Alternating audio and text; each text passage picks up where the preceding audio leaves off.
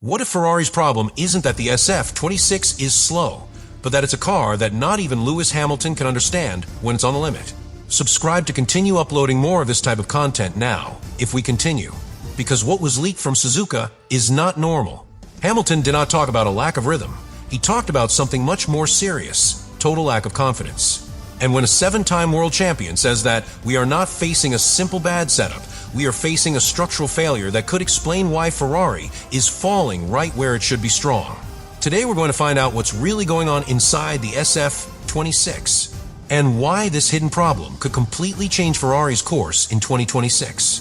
What we saw at Suzuka was not a simple practice session. It was the first moment in which Ferrari was completely exposed to the rest of a grid. And not because of an isolated lap, not because of traffic, not because of track conditions, but because of something much more constant, much deeper, and much more difficult to correct. Because while teams like McLaren were setting the pace with worrying clarity, the SF26 simply wasn't there. Lewis Hamilton finished 6th in both sessions, with no real progression between FP1 and FP2, and the most alarming thing was not the position. It was the feeling that the car was not improving even if the settings were touched. And this is where the real problem begins to arise. Ferrari arrived in Japan with the expectation of confirming its evolution, of demonstrating that what was seen in other events was circumstantial, but Suzuka is a circuit that does not forgive. It is technical, it is demanding, and above all, it is a route that reveals any structural weakness of a car. You can't hide. You can't fake data. Everything is revealed. From the first laps, Hamilton began to detect something strange. It wasn't just a lack of top speed, it was how the car delivered that speed.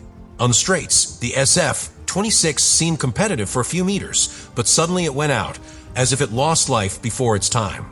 This phenomenon, which may seem small from the outside, is actually devastating. The car runs out of power at the worst possible moment. This forces the driver to compensate, to push harder in other areas of the circuit, and that is where the second problem appears. In the fast corners, especially the Suzuka changes of direction, the Ferrari became unpredictable. The rear axle did not follow the front axle precisely, generating constant oversteer that forced Hamilton to correct in the middle of the line. And in Formula One, when you have to correct, you have already lost time. But the most critical thing is not to lose time, it is to lose reference. Because an elite driver does not drive by reacting, he drives by anticipating. And when the car changes its behavior corner by corner, turn by turn, that anticipation disappears. It is exactly at that point where Hamilton sends the key message. He does not trust the car. And this is where everything becomes even more worrying. Because this is not a problem unique to Hamilton. Although Charles Leclerc managed to slightly make up the result with a better reading of the car, he also suffered from the same inconsistencies, especially in the fast sectors. The difference is that Leclerc managed to adapt better, but the problem was still there, latent, waiting for the critical moment to appear. This leaves us with a disturbing conclusion. Ferrari doesn't have a difficult car, it has an inconsistent car. And on a circuit like Suzuka, where each corner requires millimeter precision, that inconsistency becomes the biggest possible enemy. Because you can have less power, you can have less downforce, but if you don't have stability, you have nothing. And that's exactly what Hamilton detected, something that doesn't show up in lap times, but that completely defines the actual performance of the SF26. This is where we will understand why it is really happening. Because the SF26 problem is not superficial. It is not something that can be solved with an aileron adjustment or a small correction in the setup. It is an internal conflict between systems that should work together, but that right now are completely misaligned. The first critical point is in the management of hybrid energy. Ferrari has designed a system that, in theory, should be efficient on varied circuits, but Suzuka exposes a key weakness, the inability to maintain an optimal recovery and deployment cycle. The car not only loses energy early, it loses it at the worst possible moment, just when the driver needs that extra bit to defend or attack at the end of the straight. This generates a chain effect that goes far beyond the top speed. Because when a driver knows that he will not have full power at the end of the straight, he completely changes his driving style. Brake earlier, risk less when entering a curve, and above all, stop trusting that the car will respond when you push it to the limit. And in Formula One, that small mental change can cost tenths in each sector. But this is where the problem becomes even more complex. Because Ferrari not only has an energy deficit, it has an active aerodynamic conflict. The SF26's variable aerodynamic system, especially on the front wing, is reacting more aggressively than the rear of the car. This creates an extremely narrow window of behavior where the car can go from stable to uncontrollable in a matter of milliseconds. And Suzuka is probably the worst possible circuit for this type of problem. Linked curves, quick direction changes, the need to maintain a constant load, everything requires perfect synchronization between the front and rear axle. But in the current Ferrari, that synchronization does not exist. The car fits well, but it doesn't quite turn out well, or the other way around, and that forces the driver to improvise at every turn. This is where Hamilton's message is really understood. It's not that the car is difficult, it's just that it's not predictable. And when a car is not predictable, the driver cannot build confidence lap by lap. Each attempt is an unknown. Every curve is a bet. And that completely breaks the rhythm, which is one of the most important factors on a circuit like Suzuka. Furthermore, there is a detail that aggravates the situation even more. Ferrari appears to have designed the SF26 with a very narrow operating window. That is, the car can be fast, but only in very specific conditions. Outside that range, performance drops sharply.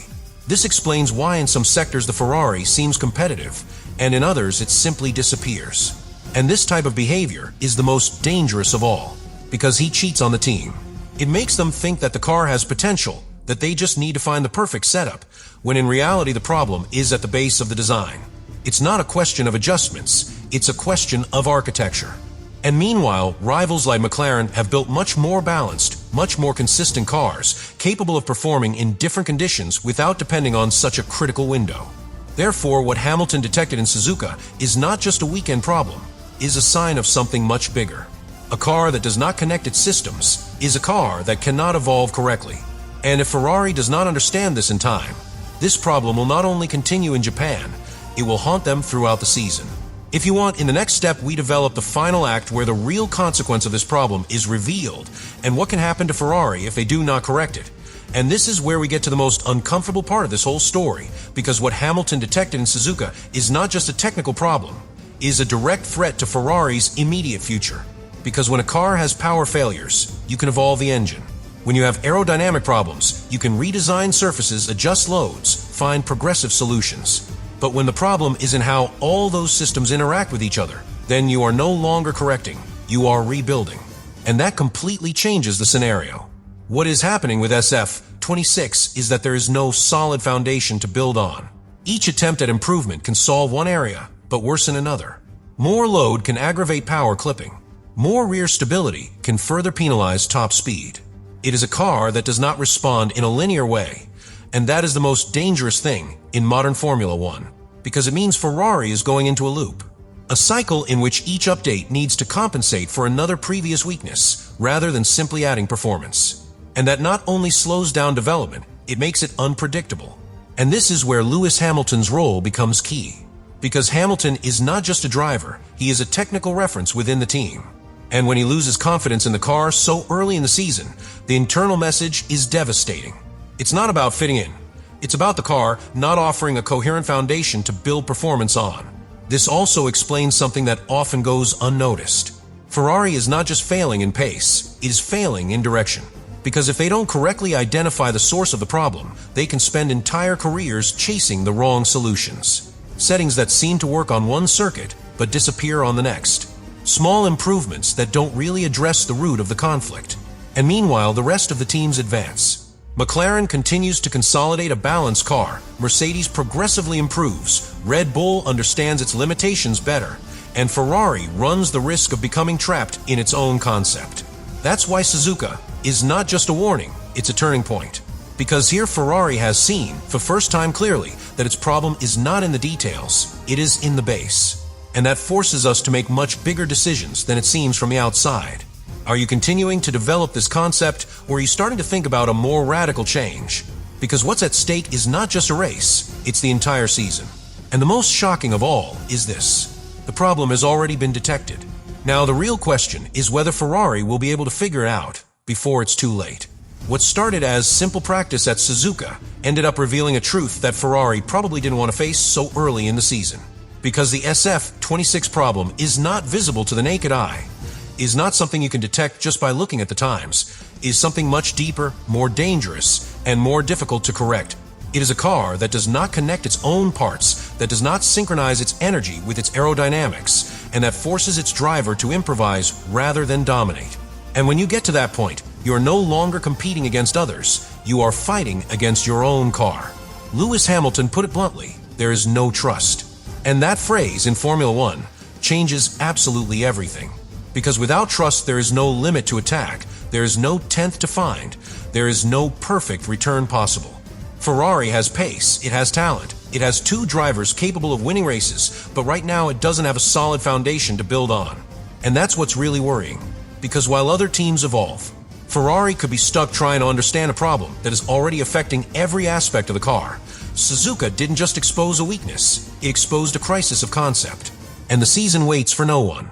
Now the story is no longer what happens to SF26. The story is whether Ferrari will be able to fix it before that lack of confidence ends up defining their entire year. Subscribe to continue uploading more of that content. Now you really think about all this.